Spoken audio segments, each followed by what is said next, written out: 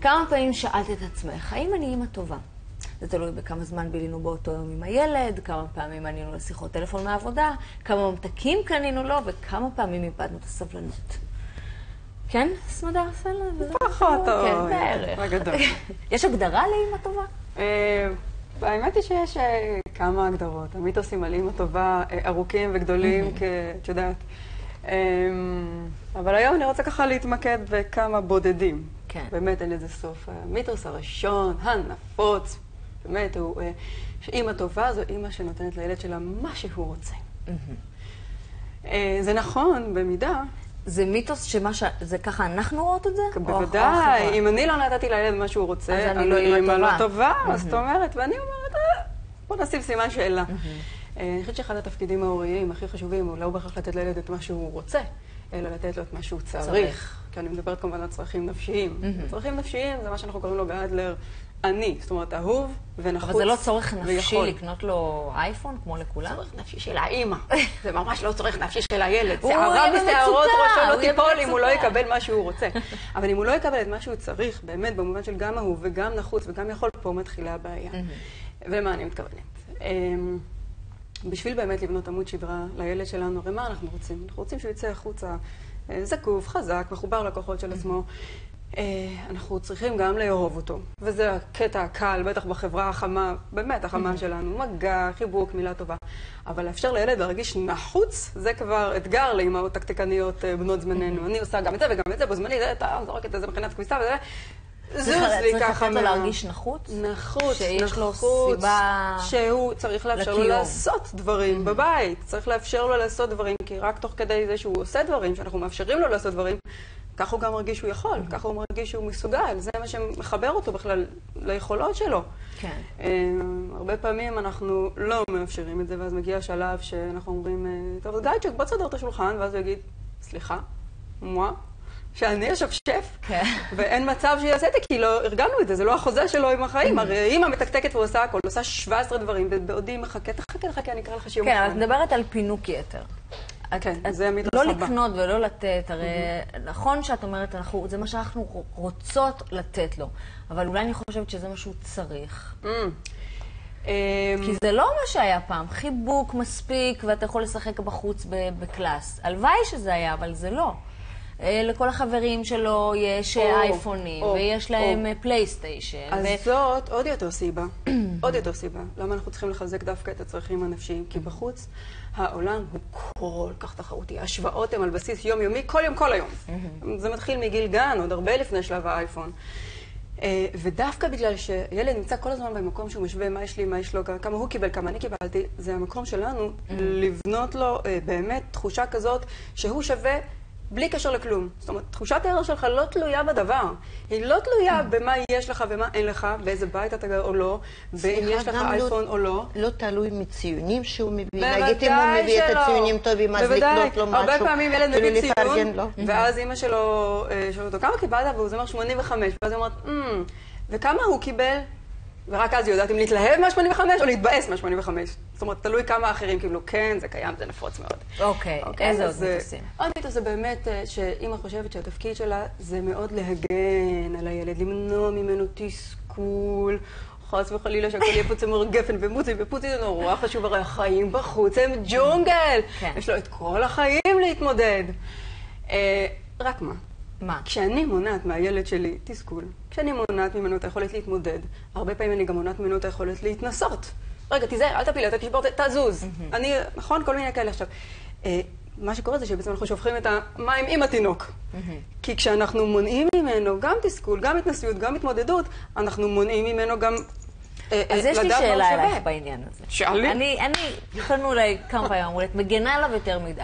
הילד שלי מאוד עצמאי. זאת את שמגנה לא, אבל אני אגיד לך מה, הוא מתמודד מאוד יפה, בגן, עם חברים, אבל הוא צריך לדעת, ככה אני חושבת, שכשאני נמצאת, יש מישהו אחד בכדור הארץ שלא ייתן אף אחד לפגוע בו. ככה אני מתייחסת. כשאני לא איתו, אז הוא מתמודד, באמת שהוא מתמודד יפה, אבל כשאני שם, אז הוא מרשה לעצמו, פתאום, את יודעת, אמא הגיעה, ואני באמת, אני אולי אובר מגנה עליו. אולי. זה גם בסדר? תראה, מה אני חושבת? שדווקא בתוך הזירה של הבית, בבית, במקום הבטוח, הספוגי, הרך, זה המקום לתת לו ליפול, לטעות, להיכשל, להתנסות. כדי שפה הוא ילמד שכשהוא טועה, שכשלא מצליח לו, שכשהוא לא מקבל את מה שהוא רוצה, התקרה לא נפלה.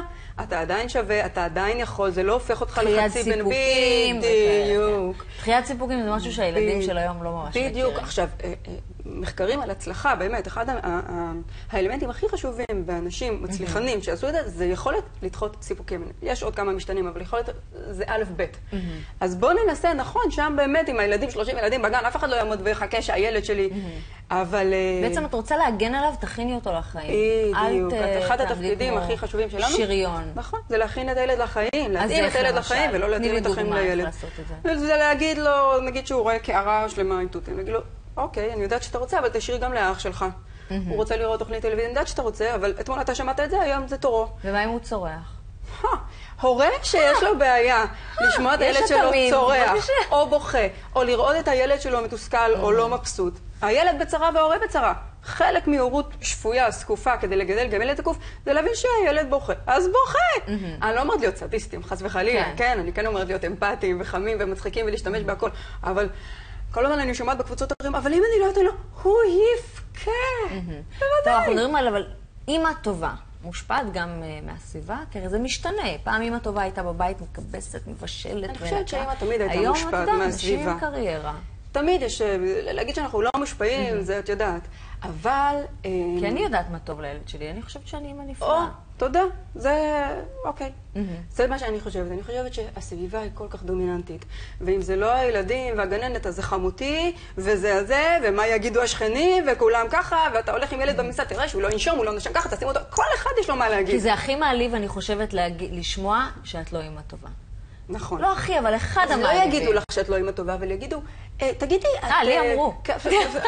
אוקיי, אז היו לארג'ים איתך. אבל תמיד ככה אומרים את זה במין ההפך, במין שאלות כאלה. מאוד מרגישה את זה. אני באמת חושבת שכל אמא מכירה את הילד שלה, עם כל הכבוד לכולם, הכי טוב. וזכותה לעשות טעויות, טעויות שלה. כן. ואין שום... היא תשלם עליהם בסוף. היא תשלם, וזה בסדר, זה חלק מהחיים. ולפעמים, ואני חושבת שצריך לקבל את הסביבה כמסננת. לפעמים באמת יש לי דברים חכמים. לפעמים תגידי, באמת, וואלה, לא חשבתי על זה. ולפעמים יהיו דברים שבאמת לחץ חברתי מסיבי, אבל זה לא מתאים לי, זה לא מתאים לערכים שלי, זה לא בא לי טוב. אז שיגידו, אני והוא, זה מה שחשוב. כן, גבולות מאוד חשוב. אמא טובה, שמה גבולות. כן, מאוד משהו באמת מאוד...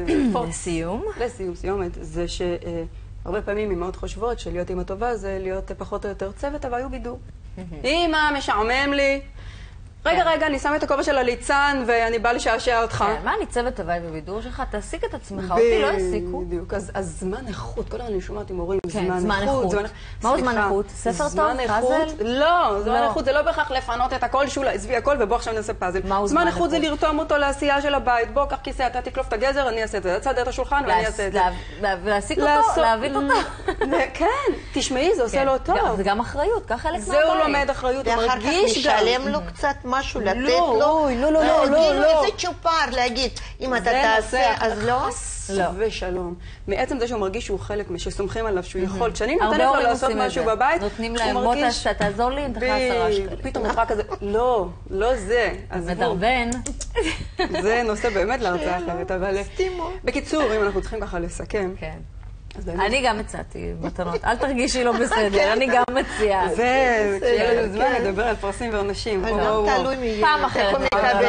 אם אנחנו תכלס, בשורה התחתונה, רוצים לגדל באמת ילד מאושר, אז לגדל ילד מאושר דווקא כשילד שיודע לדחות סיפוקים, כמו שאת אמרת, ילד שיודע להתגבר על תסכול, ילד שיודע להתחשב בזולת ולתרום גם בו ולהתאפק טיפה מהצרכים שלו. ילד עם עמוד שלה. ילד עם עמוד שלה, כשהוא יצא לחיים עם אז, אושר הוא תוצר לוואי של הדברים האלה. אוקיי? מצב אידיאלי. סמדר, תודה רבה. אנחנו עוד ניפגש.